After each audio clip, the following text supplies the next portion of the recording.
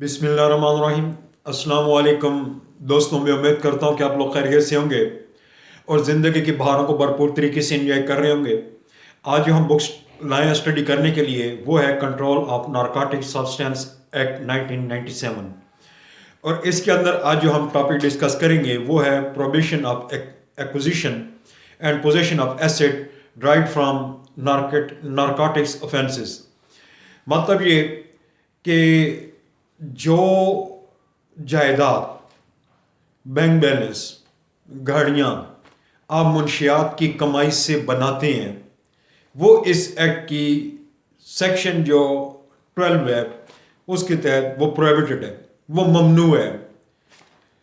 तो इसको डील करती हैं सेक्शन 12। ये ऑफेंस है और 13 इसकी पनिशमेंट है। तो दोस्तों, टॉपिक पर आने से पहले मैं आप लोगों से गुजारिश करता चलूँ, ये जो मेरा चैनल है प्लेट फॉर जस्टिस, काइंडली आप इसको सब्सक्राइब कर दें, इससे मेरी इंकरेजमेंट होती है। तो आते हैं टॉपिक के ऊपर। अब सेक्शन 12 के अंदर लॉ मेकर ने यह बात हमें क्लियर कट समझा दी है कि कोई भी शख्स जानते बूझते हुए कोई ऐसी जायदाद, प्रॉपर्टी, मूवेबल और इमूवेबल प्रॉपर्टी, कोई गाड़ी, कोई बैंक बैलेंस, कोई रकम जो उसने मुंशियात के धंधे के बाद, ड्रग्स डीलिंग के बाद, ड्रग्स बेचने के बाद, मुंशियात बेचने के बाद जो उस शख्स ने वो जो रकम कमाई है और उस रकम से अगर उसने कोई गाड़ी खरीदी है, कोई घर खरीदा है, कोई प्रॉपर्टी बनाई है, कोई जायदाद बना दी है, तो वो बंदा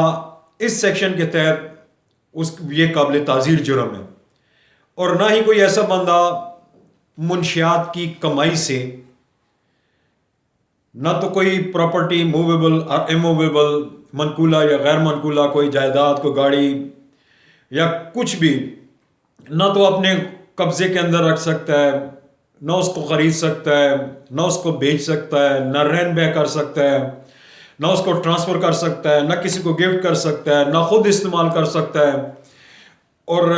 ना किसी को इस्तेमाल के लिए वो दे सकता है, ना खुद वो इस्तेमाल कर सकता है, ना अपने फैमिली मेंबर को इस्तेमाल के लिए दे सकता है, ना अपने किसी रिलेटिव को दे सकता है। और ना ही इसके एक्ट के तहत ना ही किसी दीगर एनफोर्सेबल जो ये लॉज हैं जो स्पेशली ये ड्रग्स को या मुंशियात को कंट्रोल करने के लिए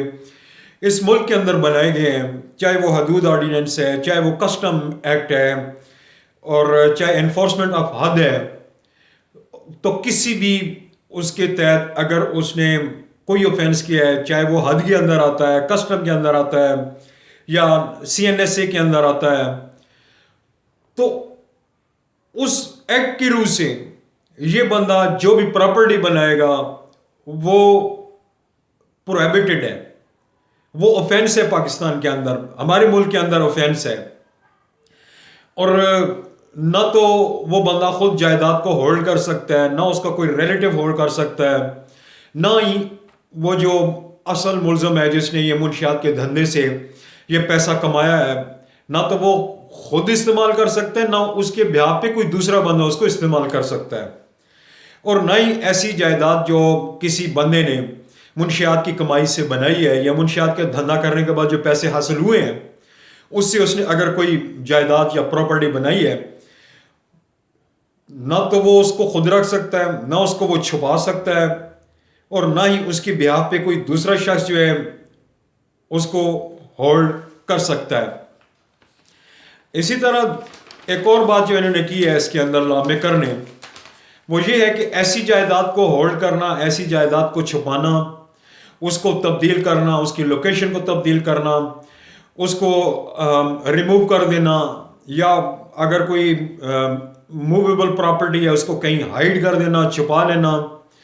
और उसके मुताल्लिक कोई ऐसी बयानल्फी या एफिडेविट जो है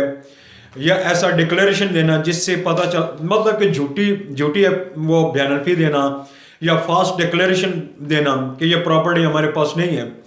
तो ये तमाम चीज़ें जो हैं ये सेक्शन 12 के अंदर आती हैं। मतलब मीनिंग देयर बाय सिंपल अल्फाज के अंदर कि कोई भी शख्स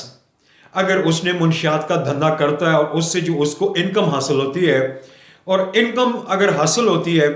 تو اس سے وہ کوئی موویبل یا اموویبل پراپرٹی بناتا ہے تو وہ جرم ہے سیکشن 12 کے تحت۔ اس کے بعد آ جاتی ہے سیکشن 13۔ سیکشن 13 کہتی ہے، یہ جو ہے 12 کی پنشمنٹ ہے۔ اس میں لا میکر نے اس کی جو ہیڈ لائن وہ ایڈ کی ہے بک کے اندر، وہ ہے پنشمنٹ فار کنٹروینشن آف سیکشن 12، یعنی کہ سیکشن 12 کی خلاف ورزی کرنے والے کو کیا سزا دی جائے گی۔ تو اس کے اندر لا میکر نے ایڈ کیا ہے کہ اگر کسی بندے کے اوپر کوئی ایسا جرم ثابت ہو جاتا ہے اور یہ ثابت کر وہ کنوکٹ ہو جاتا ہے کہ یہ بندہ جو ہے اس نے منشیات کے دھندے سے یہ فلاں فلاں پراپرٹی جو ہے چاہے وہ موویبل ہے چاہے وہ اموویبل بنائی ہے، تو جرم ثابت ہونے پر اس کو 14 سال کے لیے امپریزنمنٹ ایوارڈ کی جا سکتی ہے، لیکن یہ جو امپریزنمنٹ ہے یہ کسی بھی صورت 5 سال سے کم نہیں ہوگی، اور ساتھ میں اس کو فائن بھی امپوز کیا جائے گا، جرمانہ بھی لگایا جائے گا۔ اور جرمانے کی جو اماؤنٹ ہے یا اماؤنٹ آف فائن، یہ کسی بھی صورت جو اس نے پراپرٹی بنائی ہے منشیات کی کمائی سے، اس کی جو مارکیٹ ویلیو ہے اس کو فکس کرے گی عدالت، اور اس کے مطابق پھر اس کے اوپر جرمانہ کرے گی۔ مثال کے طور پر ایک بندے نے منشیات کی کمائی سے ایک موٹر سائیکل خریدا، تو اس کے اوپر اگر وہ جو پینلٹی عائد کرے گا یا جو عدالت اس کے اوپر اسپیشل کورٹ فائن عائد کرے گی، تو وہ کسی بھی صورت موٹر سائیکل کی قیمت سے کم نہیں ہوگا۔ اور جو اس نے جائیداد منشیات کے دھندے سے یا منشیات سے حاصل ہونے والی کمائی سے بنائی ہے، تو وہ پھر وفاقی حکومت کے حق میں اس کو عدالت ضبط کر لے گی۔ تو دوستوں میں سمجھتا ہوں میرا آج کا ٹاپک جو ہے یہ آپ کو سمجھ آ گیا ہوگا۔ اگر کوئی کوئری ہے کویسچن آپ مجھے کال ٹیکسٹ کر سکتی ہیں۔ نئی ویڈیو کے آنے تک میں آپ لوگوں سے اجازت چاہوں گا۔ اجازت دیجیے، اللہ حافظ and wish you good luck.